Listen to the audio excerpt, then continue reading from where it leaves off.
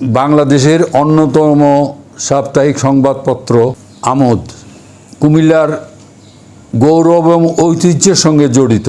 কুমিল্লার গর্ব করতে গেলে আমোদ নিয়েই গর্ব করতে হয়। একটা সংবাদপত্রের আয়ু খুব কম থাকে, দেখা গেছে ঝরে পড়ে, বন্ধ হয়ে যায়, কিন্তু আমোদ নিয়মিত প্রকাশনা 70 বছর পদার্পণ করলো। তার জন্য আমোদ পরিবারের সঙ্গে সংশ্লিষ্ট যারা আছে সবাইকে আমি আমার অন্তঃস্থল থেকে ধন্যবাদ এবং অভিনন্দন জানাচ্ছি।